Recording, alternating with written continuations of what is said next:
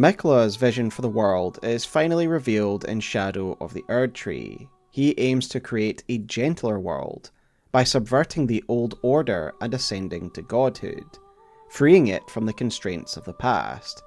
He seeks to break the cycle, and he goes to extraordinary lengths to achieve this goal.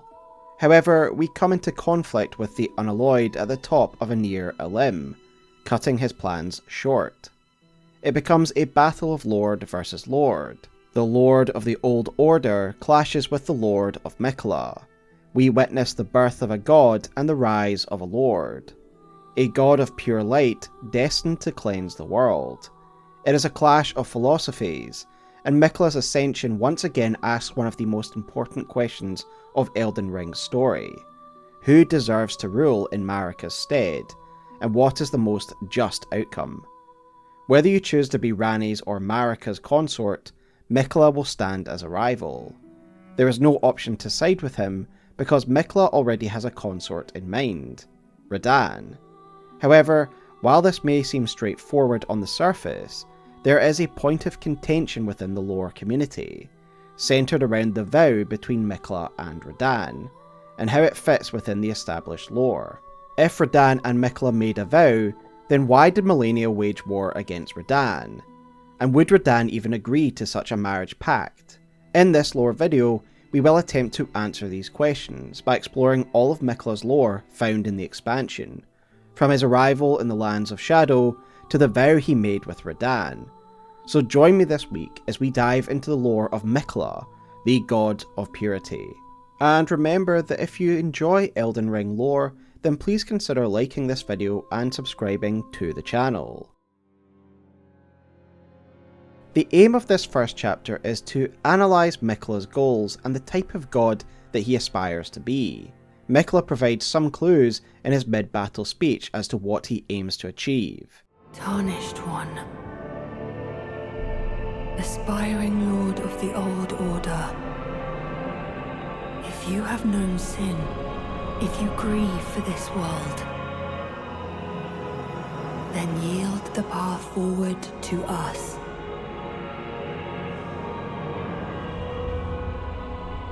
To I, Miquella,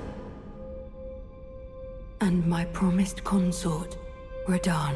He envisions a world free of suffering and sin, and there was actually a longer version of this speech that was cut, and this speech bears some similarities to Ranni's speech. Like Ranni, Miquella seeks to break the current cycle, sever ties with the Erdtree dynasty, and start something new. However, while Ranni desires an order based on logic, Miquella's order would be one of compassion.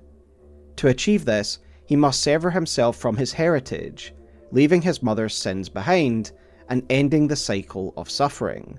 It is an admirable goal, and Miquella suffers a lot to bring about this new Eden, painfully stripping himself of his flesh and his birthright in order to deliver the people of this world from their current suffering. To accomplish his dream, Miquella will fully harness his terrifying powers, enchanting, manipulating, and outsmarting others. Miquella the Kind is a monster, pure and radiant. He wields love to shrive clean the hearts of men. There is nothing more terrifying. As Ansbach says, Miquella will use his purifying powers to forcefully shrive clean the hearts of men. He will redeem us, but he will do so unilaterally. Like nuanced characters such as Paul or Leto Atreides, Miquella leaves us questioning whether the ends justify the means. So let's delve deeper and try and find out. Miquella arrives in the Lands of Shadow with a singular purpose: to become a god through the Gate of Divinity, the same artifact his mother used eons ago. The story trailer suggests that Miquella uncovered the truth about his mother's past, as the story trailer is narrated from Leda's point of view, where she explains that the events she is describing are based on what Miquella has told her. Miquella the Kind spoke of the beginning. The seduction and the betrayal. This indicates that Miquella came to understand two crucial things. First of all, he learned how his mother became a god, and second, he also learned of the terrible crimes that his mother committed in the past. Consequently, Miquella knows he must travel to the lands of shadow to achieve godhood, accessing the Gate of Divinity at the top of a near a limb, and this is his primary goal while he is in the lands of shadow. But we do know that he is bound for the Tower of Shadow, and that is where he intends to rise to true godhood. The Tower of Shadow houses a divine gateway. A well-kept secret it was, but the gateway was once the birthplace of a god we know all too well. Though straightforward in concept, Miquella's journey to the gate is arduous, and the steps he must take to free himself from his lineage are nothing short of traumatic. The flavour text for the DLC states the following: "It was to this land that Miquella departed, divesting himself of his flesh, his strength, his lineage, of all things golden." His reasons for doing so seem to be twofold. Firstly, it seems as though a being of grace is not able to enter the lands of shadow, and so he used Mohg's corrupted blood to divest himself of his grace. Secondly, he seeks to detach himself from the sins of the past, particularly those of his mother, so he could be reborn as a god free from the shackles of his lineage, something pure and new. Miquella has said as much himself. He wishes now to throw it all away. He says the act, though undoubtedly painful, will sear clean the Erdtree's wanton sin. The truth of his claim can be found at each cross. I really appreciate this element of Miquella's lore, as it aligns with everything we already know about him from the base game. We know from Radagon's Rings of Light that Miquella essentially rejected the Golden Order because he believed it offered no solutions to cure his sister. Miquella's intent to completely supplant the Golden Order is evident in the way his own faction is developed. It mirrors the Golden Order. It has its own holy tree, its warriors bear a tree upon their chest, and a capital city has likewise been constructed around this holy tree. However, Miquella's order is one of unalloyed gold, pure gold, a clear commentary on how Miquella views the current Golden Order as tainted. From the description of Miquella's needle, we can see that the unalloyed element of his lore reflects Miquella's preoccupation with warding off the influence of the outer gods, whose meddling taints this world. Thus, if Miquella's order is a purified version of the Golden Order, it suggests that he believes that the Golden Order was not free of such impurities, and this is likely why it could not help him banish the outer god of rot from his sister. But why does he believe this? The simplest interpretation is that the Golden Order, by its very nature, allows the influence of the outer gods. I believe the Greater Will imposes order on the world, but it is indifferent to the form that that order takes. With the introduction of Meteor's lore, and the illusions that the Greater Will could be related to the Big Bang, long ago, we began as stardust, born of a great rupture far across the skies. We too are children of the Greater Will. we may begin to view the Greater Will as something entirely divorced from the traditional notions of a god, perhaps not even sentient. If this is the case, why would it care about the form that order takes? With these revelations, it's plausible that it's up to the denizens of the world to interpret what is right, what is wrong, and ultimately what form order should take. I will discuss Meteor and the Greater Will in a future video, but as the alien nature of the Greater Will becomes clearer, its aloofness begins to make more sense. This is why the order of the world can quite easily accept outer gods, because the Greater Will doesn't care. In days before the Erdtree, we know that the Deathbird death rites were the primary funerary rite in the lands between, and the Deathbirds and the death rites are connected to an outer god. So here we have an example of an outer god playing a prominent role within the order of the world. Additionally, I would argue that the Order of Rot would have been allowed to supplant the Golden Order. Gowrie tells us that Malenia was born as an Empyrean with rot within her. Queen Marika and her king consort Radahn were blessed with twin demigods, and Malenia was one of them. She was born an Empyrean carrying the scarlet rot. An Empyrean is no mere demigod. In the age of the Elden Ring and Queen Marika, the precious Empyrean was born, a new god, to forge a new order. Since Malenia fought Radahn, and the great scarlet flower blossomed in Aeonia, I have dedicated myself to her, and to the resplendence of the order of rot, the cycle of decay and rebirth. And despite the rot within her, or maybe because of it, she was elected as an Empyrean by the Two Fingers, the vassals of the Greater Will, meaning she was elected by them as a candidate to replace Marika. To me, the message is clear. Malenia becoming the goddess of rot and bringing the Order of Rot into fruition would have been something that would have been permitted. For Miquella, this is an unacceptable state of affairs, allowing the outer gods to be part of the world's order. Their meddling taints the purity of this world, and this is why he left his father's order and established his own. Miquella intended to make his Golden Order everything the original Golden Order should have been, purified and unalloyed. Scouring the world clean would undoubtedly elicit resistance from the established order and other demigods who would view Miquella as a rival, hence the need for his military forces. Perhaps those most aligned with his ideals are the Needle Knights, of which Leda is a member. We learn about these knights from the retaliatory crossed tree talisman, which reads the following. Long ago, the Needle Knights were in service to Miquella, but now they are no more, save for one. These knights are clearly meant to be analogous to Miquella's physical needles, instruments used to ward off the outer gods, warriors who advance Miquella's goals when violence is necessary, which explains why Leda is so very loyal to him. Indeed, their function as warding needles is reinforced by the weapon art of Leda's sword, which summons unalloyed needles that remove the ailments and effects of those it pierces. In short, we know from the base game that Miquella was a prospective god who seeks to rid the world of its impurities, particularly the meddling capricious gods that have already caused great harm to his sister.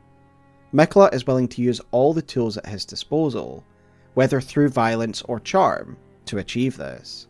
Miquella seeks a fresh start, and the reason the DLC expands on his story so well, in my opinion, is that his actions in the DLC align with his original motivations found in the base game. Miquella was already aware that the Golden Order wasn't worthy to carry on as being in charge, because it allowed the influence of the outer gods, but according to the DLC, he has now come to the conclusion that his entire lineage is rotten. The conceits, the hypocrisy of the world built upon the Erdtree, the follies of men, their bitter suffering. Is there no hope for redemption? The answer, sadly, is clear. There never was any hope. They were each of them defective, unhinged from the start. Marika herself, and the fingers that guided her. And this is what troubles me. No matter our efforts, if the roots are rotten, then we have little recourse. Ever young Miquella saw things for what they were. He knew that his bloodline was tainted, his roots mired in madness. A tragedy if ever there was one. That he would feel compelled to renounce everything, when the blame lay squarely with the mother. Marika committed genocide against the Horn Sent at the behest of the Fingers, who may not even be truly connected to the Greater Will. Miquella now understands that not only must he fend off the influence of the outer gods, but he also needs to create an order that is entirely separate from the foundations laid by his mother. This is the magnitude of Miquella's ascension. Up until now, only Ranni's ending has offered a new beginning outside the direction of the greater will. However, even Ranni relies on the sponsorship of another cosmic being, the Dark Moon, and we are ultimately trading one god for another in this ending. Miquella seeks to end the cycle entirely, and become something new, free from anything that has come before. His great rune that we find with the Erdtree avatar reads the following: Miquella set off for the tower enshrouded by shadow, abandoning everything, his golden flesh, his blinding strength, even his fate, all in an effort to bury the original sin, to embrace the whole of it, and be reborn as a god. This is a powerful statement, affirming that Miquella is physically severing all connections to the old order, so that his new deific form is not tainted by the sins of the past. Had he simply walked through the gate of divinity before shedding his flesh and great rune, he would have simply become Marika's successor. Instead, by divesting himself of everything, he is reborn as something of his own making. No runes, no royal bloodline, Miquella is just Miquella, promising a new era free from the past. Someone has to break the Elden Lord cycle, and Miquella believes he is the one to do it. He certainly has the vision and power to do it. What makes Miquella so compelling is that his vision of a new compassionate order is admirable, as is his desire to break from the past, yet his methods of achieving said goal are questionable. But before he can accomplish any of this, Miquella must first reach the lands of shadow in the first place, to access the Gate of Divinity. We know from the flavour text of the DLC that these lands are obscured from the lands between by the power of the Erdtree. In pre-DLC interviews, Miyazaki went even further, stating that these lands have become physically disconnected from the lands between. As such, one cannot simply walk into the lands of shadow. One must find a way to slip through the veil into this shrouded dimension.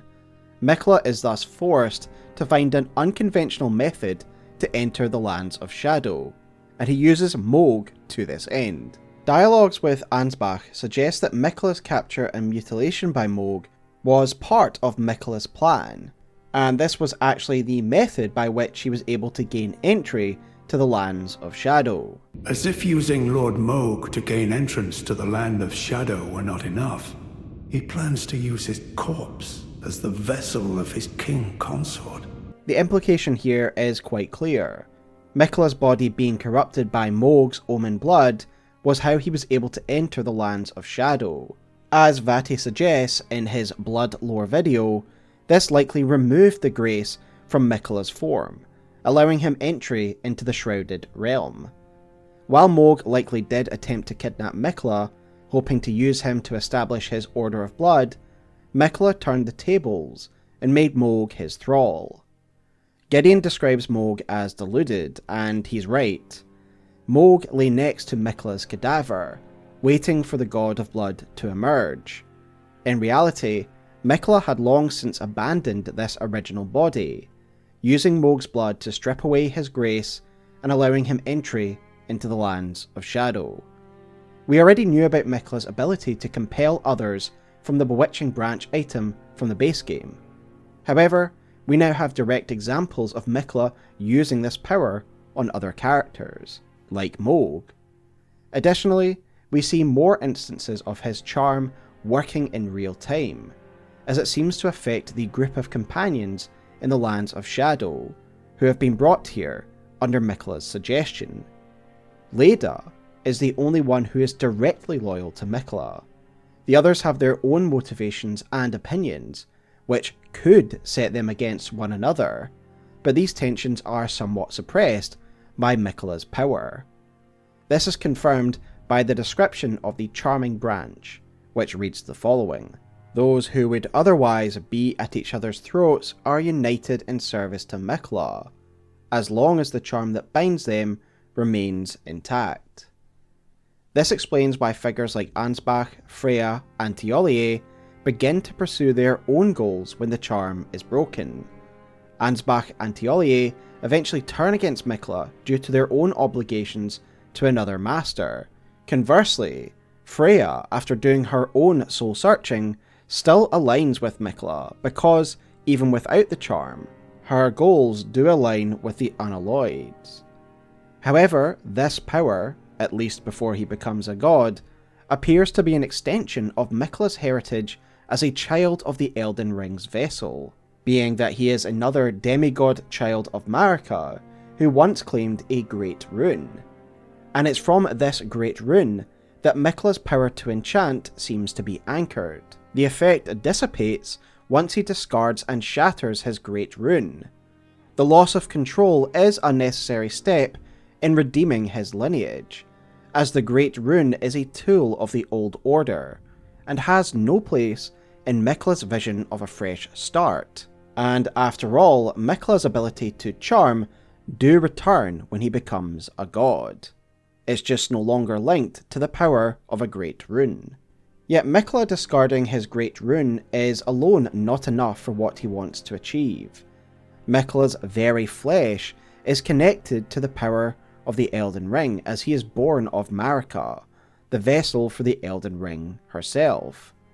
For all intents and purposes, Miquella is a child of the Elden Ring's royal line. Additionally, we know from Ranni's story that becoming an Empyrean binds one's very flesh to the two fingers and the greater will. This explains why Ansbach expresses shock at Miquella disposing of his body parts, which themselves are sacred artifacts of grace. I can hardly believe it. He's divested himself of his very eye. Tender Miquella's eye is no mere morsel of flesh. It is a vessel of soaring grace, proof of his Empyrean lineage. I wonder, does Miquella the Kind intend to sever his very birthright? This is why Ranni had to dispose of her Empyrean flesh in order to free herself from the influence of the two fingers. But I would not acquiesce to the two fingers. I stole the rune of death, slew mine own Empyrean flesh, casting it away. I would not be controlled by that thing. So Miquella shedding his flesh and body parts is very much in line with the lore of the base game. Like Ranni, Miquella wants to become a god, but one that is free from the designs of the two fingers, and as such, he must get rid of his Empyrean flesh as well. There may be an additional benefit to Miquella shedding his flesh. He could be shedding his ever-youthful curse. Credit to Zuli the Witch for suggesting this in their incredible Miquella and St Trina video, in which Zuli points out that it's this original body that is cursed with eternal immaturity. Thus, when Miquella is reborn as a new god, they are no longer cursed with this eternal youthfulness. The Miquella we meet at the end of the DLC does indeed seem more like an adult, unlike the other childlike depictions of Miquella that are found at the likes of the Erdtree. So I do agree with Zuli's assertion that Miquella may have finally freed himself from his eternal youth curse when he became a new god. Before we end this first chapter, I want to delve a little deeper into what Miquella hopes to achieve, thanks to a great video by Garrulous Goldmask, which I will link below. In this video, Goldmask highlights the Japanese text of Miquella's Great Rune, which he argues wasn't localized accurately. As we saw earlier, the English version of the Great Rune's description references the original sin, but the Japanese version makes no such mention. The English translation is clearly trying to link it to the Christian imagery that is also mentioned in the Remembrance of Mesmer. However, the kanji in Japanese instead references causality, using the same characters that are found in the Law of Causality incantation. Based on this, Garrulous Goldmask offers the following translation for the latter part of Miquella's Great Rune: to become a new god who embraces everything, and to transcend the causality that has persisted since the beginning. Garrulous Goldmask then explains how this likely relates to the concept of karma, or the chain of causality mentioned in the Law of Causality incantation. This is the idea that each event is connected to the previous one, causing the world to be stuck in a loop of suffering due to past actions, which continue to negatively affect the present, and thus the cycle of suffering continues. Garrulus Goldmask also points out the fact that you receive the law of causality from Gideon, specifically after you've told him of Miquella's location, potentially indicating the importance of causality to Miquella. As such, I agree with Goldmask's conclusion that Miquella essentially wants to break this chain of endless suffering. He seeks to escape the sins of the past and break the cycle. Miquella wishes to transcend beyond the current chain of relation that has led to all the suffering of the current era. Overall, I find this to be an extremely satisfying story arc for many reasons. It explains why the Lands of Shadow are difficult to access, and why they had no lore in the base game, given the extreme lengths that Miquella goes to get here. Miquella's actions align with everything we know about him from the base game. He wants to purify the world, and to do so he must first purify himself. He has to shake off the shackles of his lineage, including his cursed youthful flesh. Finally, it fits with what we know about the Empyreans. Their very flesh is connected to their two fingers and the greater will. Therefore, those who aspire to be gods on their own terms must shed their Empyrean flesh, with both Ranni and Miquella having done this. Of course, Miquella had something else he needed to shed if he truly wanted a fresh start: St Trina. The DLC confirmed something that had been heavily hinted at in the base game: the fact that St Trina is an alternate aspect of Miquella, much how Radahn and Marika share a body. And I have previously discussed these details in other videos, like my Miquella catch-up video, which I'd recommend you check out if you want to see the lore of Miquella before the DLC. However, we need no longer speculate, as it's now outright confirmed that St Trina is Miquella's other half. For example, there is a dialogue from a ghost found in the fissure, which says the following: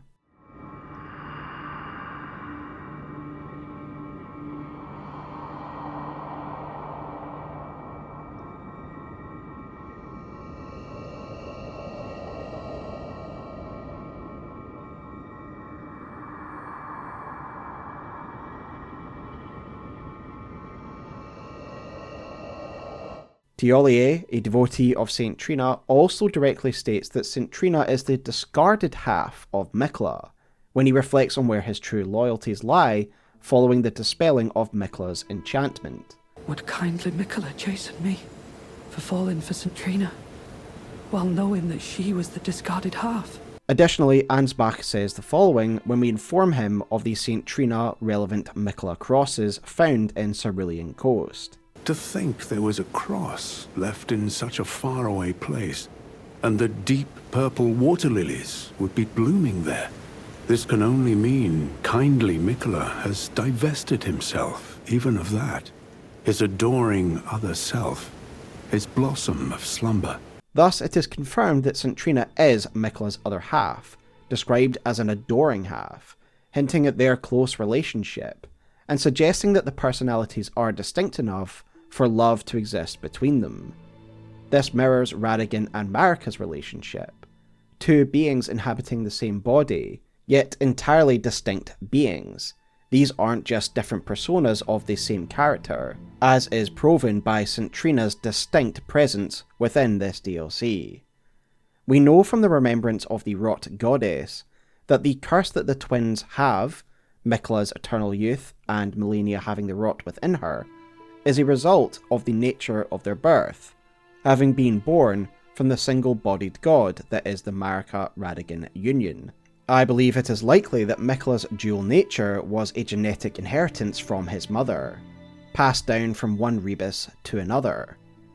Both Miquella and St Trina have their own powers and symbolism associated with them. Miquella is linked to the unalloyed lily, while St Trina is associated with a lilac lily. These colours represent what both personalities stand for. The pure gold of Miquella represents his radiant and pure power, and the lilac of St Trina represents her domain over sleep and dreams. In the Cerulean Coast, signs of St Trina's influence are apparent. evidenced by the deep purple lilies that are found here. Further and more direct confirmation of St Trina's presence comes from the nectar blood burgeon that are found at the base of the crosses found near the fissure in Cerulean Coast, telling us that it was not Miquella who bled here, but St Trina. The item description for these burgeons read the following: a young shoot heavy with velvety purple nectar, exceedingly rare to find, said to burgeon forth where the nectar-like blood of abandoned Trina pooled. What I find fascinating about all this is the suggested physicality of this separation. Despite Miquella and St Trina sharing a body in ways we don't fully understand, Miquella literally ripped St Trina from himself, causing her blood to spill. Indeed, we see St Trina's physical body being thrown into the fissure in the shadow of the Erdtree gameplay trailer. This act of separation also answers a long-standing question. Can conjoined beings like Marika and Radahn be separated? I have long wondered if part of Marika's aim was for the Tarnished to destroy Radahn. After all, they had started to come into conflict with one another by the end of her tenure, hence why they had a struggle when Marika tried to shatter the Elden Ring. O Radahn, leal hound of the Golden Order, thou art yet to become me. Thou art yet to become a god.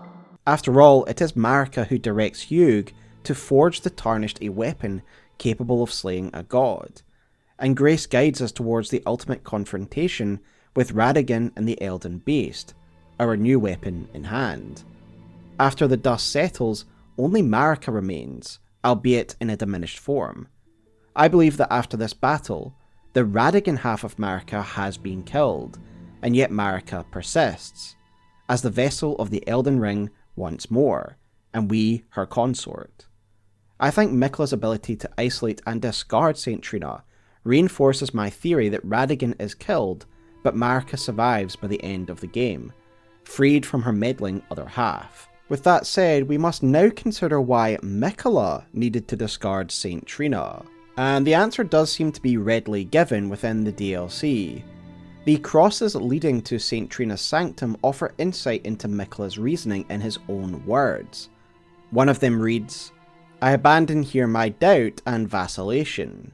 The other reads, "I abandon here my love." Miquella seemingly had a close relationship with St Trina, and this is reinforced by the soft manner in which St Trina refers to Miquella in her dialogue, almost lovingly.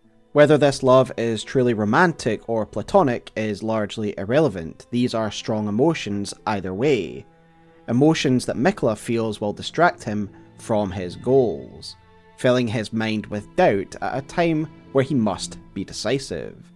And he is right to think so, because St Trina clearly does not agree with the path that Miquella has set himself on.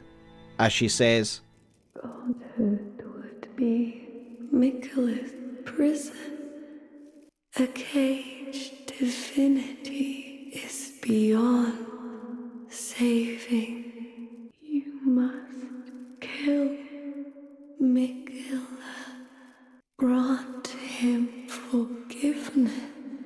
St Trina opposes Miquella out of love, believing that Miquella committing himself to godhood would be like a life sentence, a trap, and a burden that she doesn't want him to bear. In fact, she thinks godhood would be so detrimental for Miquella that she is willing to have him killed. For St Trina, death is a kinder fate for him. With these extreme views in mind, it is easy to understand why Miquella made the painful decision to dispose of St Trina. Imagine trying to achieve a goal that requires extreme and difficult actions, whilst having an internal voice, your other half, constantly casting doubt on everything you are doing. Additionally, ridding himself of St Trina may also have been necessary for the reasons we have discussed in the first chapter. Miquella needed to strip himself of his grace-given flesh. St Trina is likely part of his original form, and thus had to be expelled along with the rest of his Empyrean flesh. What I find interesting is that despite the physical separation, St Trina persists, until Miquella's death.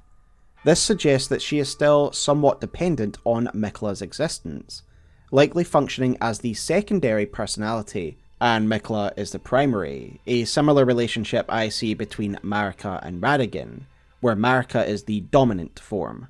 The actual aesthetics of her form are very interesting as well, and it brings us into the symbology that's associated with her. She seems to have taken on the form of one of her nectar blooms, and I think Zuli the Witch covers this really well in that video I referenced earlier on St Trina and Miquella, which again is linked below.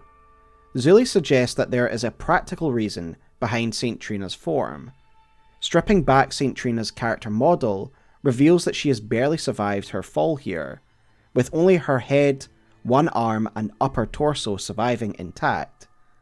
Zuli also points out that the nectar blood burgeon grows where her blood is spilled, so the large flower cradling St Trina is likely another of these, growing from her wounds, so large that it now acts as her cradle. With that said, I want to talk about some of the other symbolism that's attached to St Trina in the DLC, as the expansion strongly connects St Trina to poison, with her adherent Tiolier being an expert in poisons.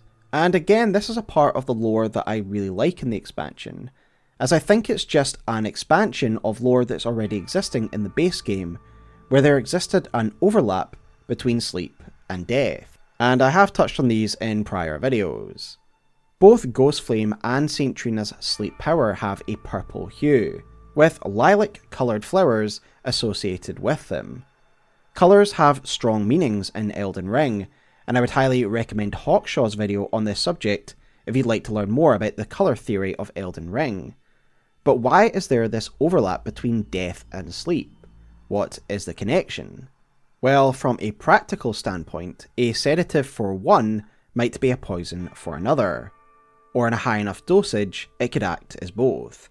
This is illustrated by Tiolier's concoction, which reads the following: an ebony black concoction mixed by Tiolier, a condensed somniferous elixir purported to be capable of putting even an ancient dragon to sleep. For an ordinary mortal, a single sip would assuredly result in swift and certain death. Tiolier thought of St Trina's sleep when he created this, but the ebony sleep he concocted lacked the sweetness of nectar or the gentleness of rest's embrace.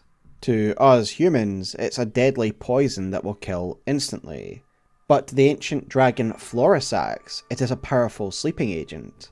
It is a poison that can either induce sleep or death, depending on its use. And this seems to be the same for St Trina's poison. Given she is the avatar of sleep, it again shows the thin line between death and sleep. You mustn't follow my example. St Trina's poison would plunge you into an eternal slumber. It must be me, and only me. Some of the language surrounding St Trina's sleep even likens it to death, as if it's not just ordinary sleep, it is an everlasting sleep. And at that stage, what really is the difference between this type of sleep and death? St Trina's smile reads, "Only I am allowed to know of your velvety sleep, its sweetly gentle embrace. So please, smile for me and only me." The way in which sleep is described here could easily be swapped out with death, and it is this overlap of offering a gentle, deep embrace of loss of consciousness that likens it to death. St Trina bestows a comforting eternal rest, and this is how she connects with the putrescence of the fissure. The remembrance of the putrescence night reads the following: all tainted flesh eventually becomes putrescence, and this clump of it imbibed St Trina's nectar, which granted it eternal rest. And so it was that putrescence became her night. Now that we've mentioned it, let us discuss the putrescence and the coffin barges that are found in the fissure and throughout Cerulean Coast. The main lore behind these is explained concisely by Mass of Putrescence, which reads the following: sorcery originating from the putrid liquor of the stone coffins. In an age long past, death was burned by ghost flame. Even the remains of tainted flesh were given equal treatment. The putrescent sludge and the coffins are remnants of the old death rites of the Deathbirds, in which the dead were burned by ghost flame. And this is why the putrescent knight is able to wield ghost flame, because it was once enwreathed in it. And yet it still lives, suggesting that even the ghost flame cannot give rest to this twisted life form. As for what causes this impurity, we cannot say, but it implies that some flesh, even after being burned, continues to exist in this form. No doubt the purposes of the great coffin barges is to contain and transport these aberrations. Incidentally, the coffin barge ties to the Deathbirds and the Death Rites explains the presence of the Gravebirds here in the fissure, as we know from the Gravebird Spiritash item description that these are built to be companions to the Deathbirds, and so here they are watching over those who have been burned in the ghost flame of the Death Rites.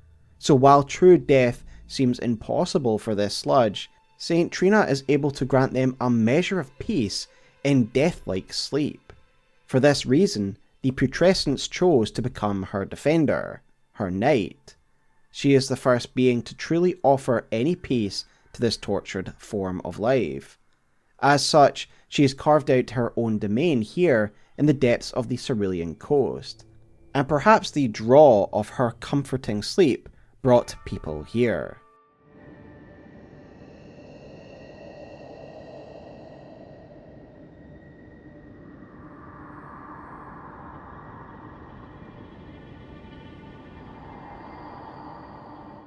Perhaps this surrogate form of death offered by St Trina's sleep is why we find other beings connected to death here in the fissure. For example, we do find skeletons, perhaps those afflicted by the curse of those who live in death. Although, they also seem to be covered in a goo, perhaps putrescence, so perhaps they too are the remains of those who couldn't find peace even after being burned in the ghost flame. Either way, I think it's likely that they are drawn here for the same reason that the putrescent knight serves St Trina. They yearn for the peace that her velvety sleep can offer them, given the blissful release of death is closed to them. Returning to St Trina's appearance, considering everything we've discussed, I believe her form and her relation to flowers is a crystallization of her associated themes of poison, poultices, and death, making it quite fitting, given that most poisons and poultices are made from flowers, and these are the items that Tiolier mainly sells. Even at the bottom of the fissure, St Trina is not entirely dormant. She has an interesting effect on the region around her, a testament to her power. Directly above her boss room, we can observe a collection of animals, seemingly drawn to St Trina, and perhaps overwhelmed by the need to sleep. While the putrescent knight guards St Trina very close at hand, above her there is another guardian blocking access to her arena, and this is a misbegotten. This is particularly interesting to me, because I have long suggested that the misbegotten at the Erdtree are indeed servants of Miquella. Led by the misbegotten crusader found in the consecrated snowfield, I believe they likely fled to the Erdtree to seek Miquella's protection, as he is indeed someone who accepts all those rejected by the Erdtree. Indeed, this seems to be confirmed by the item that this misbegotten phantom drops, multi-layered rings of light, which reads the following: Incantation of those who served Miquella. This light ring incantation was cultivated by a tradition separate from Golden Order fundamentalism. So this is clearly a Miquellan incantation, related to the rings of light that are wielded by the Cleanrot Knights and the Miquellan Albinaurics in the consecrated snowfield. Indeed, this misbegotten is actually able to use this incantation when we fight them, clearly aligning this creature with Miquella. For whatever reason, this misbegotten has chosen to guard St Trina's sanctum, and the aforementioned incantation suggests that this misbegotten is doing it for Miquella, not St Trina. Indeed, Miquella has already taken measures to ensure that no one can reach his better half. If you come to the fissure before Miquella discards his great rune, you will find a golden seal barring entry. This seal bears Miquella's mark, and if you interact with it, it is confirmed that Miquella is the one blocking access to the fissure and St Trina. I believe the misbegotten Crusader is another barrier to St Trina, perhaps summoned by Miquella, which explains why it appears as a golden phantom, and it ultimately acts as her jailer. Miquella discarding his rune is clearly a vulnerable moment for him. Between this act and his eventual ascension to godhood, he must be at his weakest, as a lot of his power seems to dissipate when he gets rid of his great rune. Without his rune, Miquella is unable to maintain his powers of enchantment, or the barriers that seal away St Trina. Of course, when he ascends to godhood, he regains these powers tenfold, but it's an interesting idea to consider that Miquella had this moment of vulnerability before his apotheosis. So we have discussed Miquella's journey to the Gate of Divinity, his discarding of St Trina, his flesh, and his great rune, and the reason behind these actions.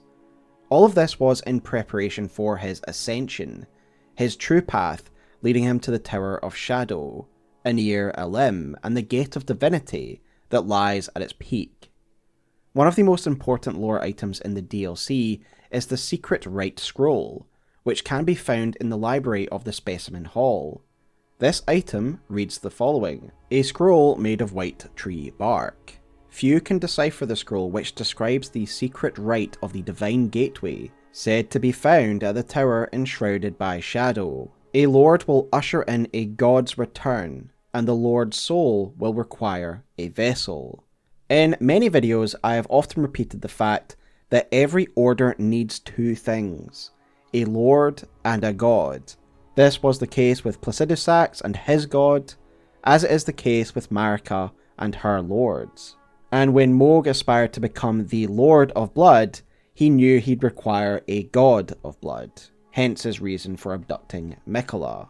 This idea is reinforced here, stating that a lord is a requirement for one to become a god, as if it's a part of an immutable cosmic formula. Miquella cannot be reborn as a god until his lord has come into being. I have long argued, especially in my Radahn video, that Radahn has always existed as part of Marika, and was not his own person who later became conjoined with her. Perhaps the ideas contained within the secret Rite Scroll will finally explain why this is the case. If Marika required a lord, then perhaps this is the moment where Radahn was created by Marika herself, and this was an idea I first heard in a video by Eric on the Gates of Divinity, so credit to Eric. In this video, Eric presents a compelling argument regarding the parallels between Marika's origin story and the story of Adam and Eve, hence all the references to the original sin in the English. Eric suggests it's almost a reverse version in Elden Ring. In this theory, Eric proposes that the object from which Marika pulls the golden strands is a serpent, and that instead of Marika being tempted by a serpent as Eve was in the Bible, it was instead Marika who tricked and seduced the serpent, stealing their golden power. Building upon this reverse analogy, Eric suggests that where Adam created Eve from his rib, Marika was the one who created Radahn. And so shout out to Eric for this fantastic video. In conjunction with this, there's also another great video by Garrulus Goldmask on Marika's original sin. Goldmask points out that the secret Rite Scroll almost reads like a recipe for godhood, mentioning three key components: a lord, a god, and a vessel. For Miquella's recipe, these roles were filled by him, Radahn, and Mohg. However, in Marika's ascension, she essentially played all three roles. She became the god, she created the lord, and she was the vessel for that lord. I don't have much more to go on with this theory, but I'm intrigued how Miquella's ascension parallels with his mother's, and it could finally explain why Marika is the way she is, and how she shares a body with Radahn. But I welcome your thoughts in the comment below, and once again, credit to these two incredible creators, as I find both of their arguments very compelling and complementary. No doubt Miquella was also aware of this cosmic formula of God plus Lord, maybe having read the secret Rite Scroll himself, and it turns out he had long decided who his lord would be in this recipe. The Remembrance of a God and a Lord reads the following. In their childhood, Miquella saw in Radahn a lord, his strength and kindness which stood in stark contrast to their afflicted selves, and so Miquella made it his heartfelt wish that Radahn would one day be his king consort. Miquella chose Radahn to be his lord in childhood because of Radahn's admirable qualities, his strength as both a warrior and a person, and his kindness. We can see this reflected in Radahn's base game lore. His kindness and loyalty are shown in his love for his horse, and the loyalty he clearly inspires in his men, who continued fighting against the Scarlet Rot itself, even after Radahn had passed into madness. Jeren, one of Radahn's compatriots, even remains here to this day to make sure Radahn gets the honourable death he deserves. Not many people in the lands between inspire such fervent loyalty. It speaks highly of his character. And this is not to mention the incredible strength that Radahn has. He is not even an Empyrean, and yet he could match Malenia to a standstill. He isn't just a physical brute either. He is clearly the greatest gravity sorcerer currently active in the lands between, able to master this so great that he could stop the flow of fate and the stars themselves. When you consider the demigods, Radahn truly stands out as the ideal choice for a lord, ticking almost every box as a heroic figure. He's like if Heracles was morally virtuous. However, while the logic of this union makes sense on the surface, it sits quite uncomfortably with the lore for many people. At this point, I'm not here to give my opinion on whether the lore reveal of Consort Radahn is good or bad, or if I'd preferred someone else. Many others have debated this far more eloquently than I ever could. I shared some of my thoughts in a podcast with Radahn. Ultimately, I am not disappointed with the lore, but I do acknowledge there is some awkwardness in reconciling it with the base game. However, it is the lore we have, so let's do our best to understand and explain the nature of this vow, as it is critical to the DLC's story.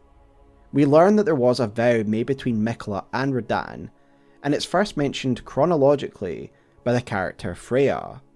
From her lion shield, we learn that Freya was once a member of Radahn's personal guard, making her extremely loyal to him. Once the Miquellan enchantment is broken, with him discarding his great rune, Freya seeks to determine if Miquella's aims truly align with those of her master. She is keen to uncover the nature of this vow that was made between Miquella and Radahn. She says, Kindly Miquella spoke of the vow he once made with General Radahn, and it is here the vow shall be honoured. I am a Redmane. I must know the nature of the vow. We've already looked at an item that explains the purpose of the vow from Miquella's point of view, what he wants to get out of it. He wishes for Radahn to become his Lord Consort. But what does Radahn get out of this vow? In my lore summary video of the DLC, I suggested that the vow may have been one-sided, with Miquella vowing to make Radahn his lord with or without Radahn's consent, and that he might not have even been aware of this vow. However, while I believe this interpretation remains valid given Miquella's proven ability to enchant others, I personally no longer agree with my take from the summary video. I no longer believe that Radahn was brainwashed. I in fact believe that there was a mutual vow made between Radahn and Miquella, and that they both got something out of this, and I'll explain why. First of all, I do want to address some criticism of my initial theory, just for fairness sakes, and in case it comes up again in the comments. Some people believed that the use of the word vow alone meant that there was a mutual arrangement, that the word semantically means there has to have been an agreement, and this is simply not true. Not all vows require mutual agreement. A vow is essentially a promise, and I'll illustrate this by highlighting another vow that is made in the DLC. Curse you, Baal! I hereby vow you will rue this day! So clearly Egon's vow was not made with Baal's consent. However, With that aside, I do believe there's ample evidence to suggest that Miquella and Radahn did both consent to this vow that has nothing to do with semantics. Let's start by reviewing what Miquella actually says in the memory that's unlocked at the end of the DLC. Lord brother, I'm going to be a god. If we honour our part of the vow, promise me you'll be my consort. I'll make the world a gentler place. Miquella is speaking to Radahn here, his half-brother. Whether Radahn is physically present or not is irrelevant. Miquella is speaking directly to him. The sentiment remains the same. The key phrase here in this speech is our part of the vow, meaning there are two parts of the vow, and part of that vow will be Radahn's side of it.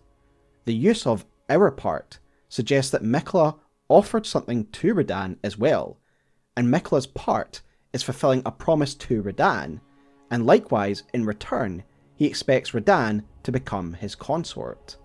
This vow isn't one-sided. Radahn is getting something out of this deal. But what? Well, we do get a direct reference to the vow during the introductory segment of Radahn's boss fight, where Miquella says, Now, the vow will be honoured, and my lord brother's soul will return. Miquella says directly that he is honouring his part of the vow by bringing Radahn's soul back. Radahn being resurrected is what Radahn gains from the deal. Miquella has fulfilled his part by bringing Radahn back to life, and in return, Radahn willingly becomes Miquella's king consort. The use of the word honoured is particularly critical in my opinion, because if Miquella was fully controlling Radahn against his will, then he would not need to honour anything, nor would Radahn for that matter. It would just happen because Miquella willed it. Honour means upholding a promise. There is some give and take here. This resurrection being Miquella's part of the vow seems to be indirectly confirmed by Freya when we meet her in the Specimen Hall. Ansbach, having discovered the purpose of Mohg's corpse, passes on the information to Freya, explaining to her Miquella's intentions for Mohg's body and how it relates to Radahn coming back to life. In response to this intelligence, Freya confirms that this is the answer to what she's been looking for. This is the nature of the vow that Miquella made to Radahn. As the Festival of War concluded, General Radahn's soul met an honourable end, but kindly Miquella wishes to revive it, which is fine by me. I know it would pain old Jeren, but war has always suited General Radahn best, and certainly far more than any honourable death. Endless war to invigorate the soul, as befits General Radahn, the Great Lion. Furthermore, she confirms that this is likely something Radahn would desire, a second chance to continue being a warrior. To summarise, the basics of the vow appear to be this. Miquella promises to resurrect Radahn in the event of his death, giving him a second chance. In return, Radahn agrees to be the king consort to Miquella, thus helping Miquella achieve his godhood status. For a warrior like Radahn, having an insurance policy in place makes sense. As a man who lives by the sword, he may well die by it.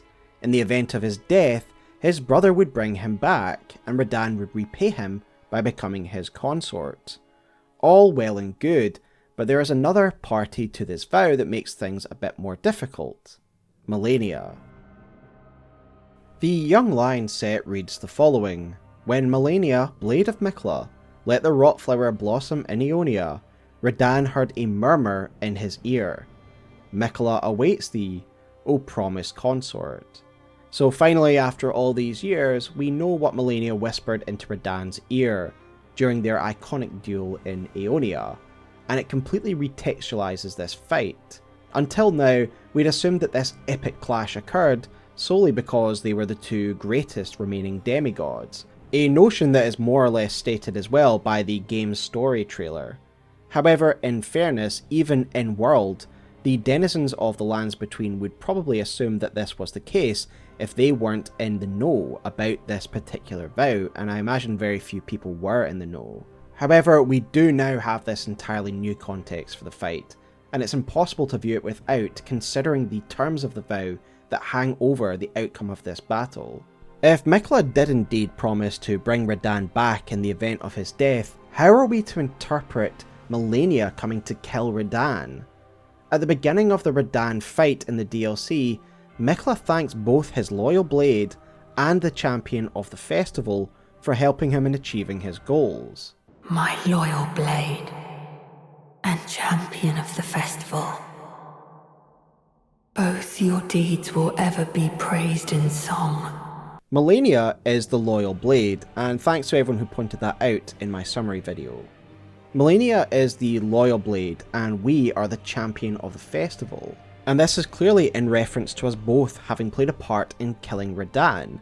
Malenia fatally wounded him with the Aeonian Bloom, and we finished him off during the festival. We have both been critical in Miquella's plans for bringing back Radahn. We also must revisit Miquella's vow cinematic, the one we looked at earlier, where he says our part of the vow. Our is a plural word, and so it likely means he is also including Malenia in part of this vow, that Malenia also has a role in this promise.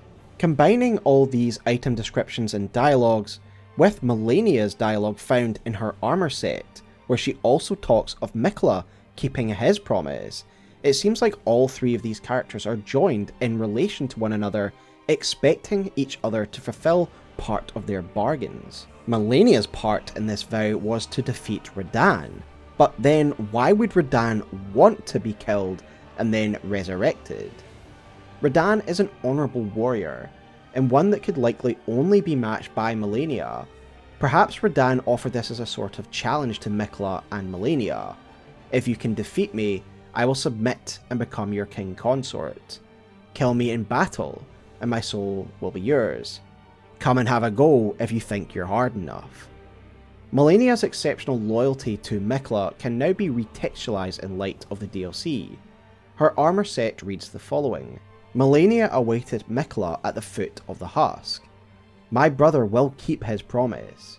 He possesses the wisdom, the allure of a god. He is the most fearsome Empyrean of all. This promise is clearly Miquella's vow to ascend to godhood and make the world a gentler place. Malenia has suffered all throughout her life, and she no doubt believes in her brother that he will make the world a better place. Malenia was in on his plans, and she would have done as her brother asked, even if that meant marching to Caelid and battling Radahn. We also have to consider something else, as there's an intriguing dialogue from Freya that suggests that Miquella came to Freya in the swamp of Aeonia following the battle between Radahn and Malenia. Long ago, I was stricken by scarlet rot in the swamp of Aeonia.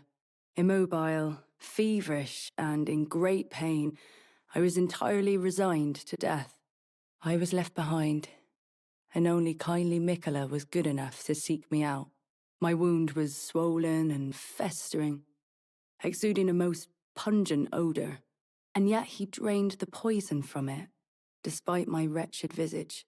Now, I consider this wound my compass. This does make me really reevaluate the timeline of events that I have long conceived. For the longest time, I assumed that Mohg kidnapped Miquella while Malenia was distracted fighting Radahn.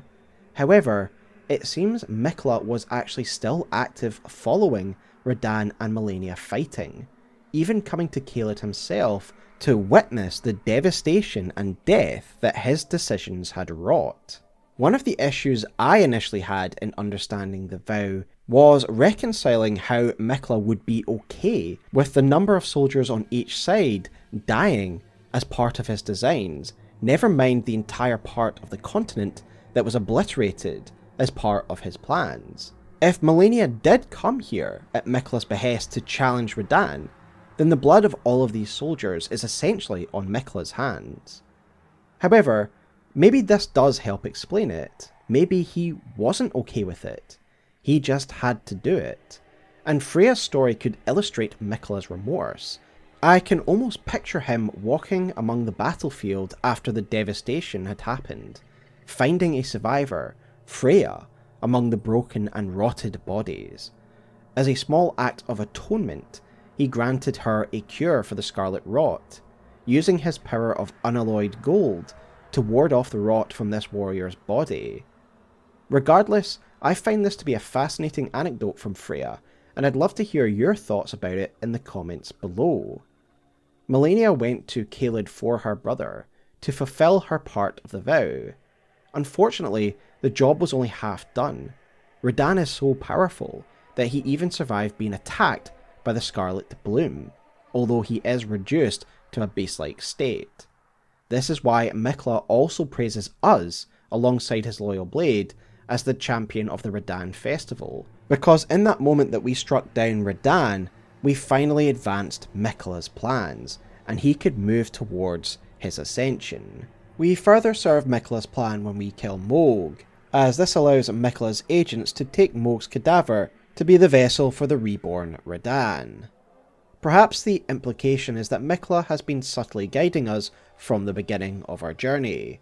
Is it possible he is Torrent's former master, mentioned by Ranni, who helped us early out in our journey by giving us the ability to summon Spirit Ash, all in the hope that we would eventually defeat Radahn and slay Mohg? We do both of these things in the base game before we even interact with Miquella or the Lands of Shadow. And so it's interesting to consider that that interaction with Ranni early on may be the designs of Miquella, and he was giving us help right at the beginning of our journey. But let us refocus on the vow. Radahn promises to become Miquella's king consort if Miquella resurrects him in the event of his death. This is essentially an open challenge. If Radahn doesn't die, he is free to gain lordship on his own terms. If he dies, he gets a second chance at life and he becomes lord regardless to the new god. Framed that way, it's a win-win for Radahn. He is likely to become a lord either way, either through the sword or through Miquella's vow. I think framing it in this way can also help explain away some of the other issues that people may have in trying to understand why Radahn would accept this vow. Firstly, in past videos, myself and others have suggested that Radahn may idealise the current order, and thus it may feel strange that he's accepting Miquella's new order. The main sources for this belief are found in his armour set and in the telescope item description. The former, his armour set, tells us how his imagery of his armour is based on his lionization of Radahn and Godfrey, the past Elden Lords. The red hair of his father and the lion of Godfrey combining to make the Red Lion. And it is certainly noteworthy that the new Radahn that we fight in the DLC does have some similar moves to Godfrey, again reinforcing this idea that he did indeed idolise the way that Godfrey did battle. The telescope item description tells us that the Golden Order fettered the fate of the Carians, thus leading to myself and others assuming that Radahn is the Golden Order that is referred to in this item description, that he is the Golden Order agent who fettered the stars, given it is he who is holding the stars in stasis right now. However, there are still two ways to explain away these associations that can help explain why he took the vow. First of all, it could be that this is still all true, but Radahn still accepted the bargain from Miquella as a second chance insurance policy, that if all else failed, at least he would get a second chance to be a lord to someone. And the second reason, we could say that Radahn idolises his father and Godfrey for their battle prowess and heroic elements, but not their ideologies, that he isn't a believer in the Golden Order. And perhaps in the past I've been reading the item description for the telescope incorrectly, and that when it says the Golden Order fettered the fate of the Carians, it's not talking about the literal act of Radahn when he froze the stars in stasis. After all, he did seemingly do this to protect Celia primarily, rather than for any other reason. Instead, the telescope could be referring to the Carians' marriage to the Erdtree royal family, at which point their traditions began to wither on the vine, and because of the strict beliefs of the Erdtree royalty, The Carians allowed their beliefs to become fettered. If this is the case, then perhaps Radahn just wanted to be a lord like Godfrey and Radagon, never mind the Golden Order's beliefs, and thus Miquella offers him a chance to achieve that goal, to become a lord like Godfrey who he idolised. And to boot, Miquella is also giving him a chance to come back at his younger prime. Either way, both of these give us plenty of ways to explain away why Radahn would accept this vow. I believe that Radahn's younger version that is summoned in the DLC reflects the time when Miquella first remembers him. It's an idealised version of Radahn that Miquella still holds dear in his memories. Of course, there are some changes. Radahn is able to unleash the power of the Formless Mother, clearly due to the new body that he now occupies, Mohg's. This is an Omen body, and we can even see Omen horns emerging from his arms. So while this is Radahn in spirit and soul, this reborn Lord Consort is something else entirely. In the end, Miquella's lord clashes with the lord of the Erdtree, us.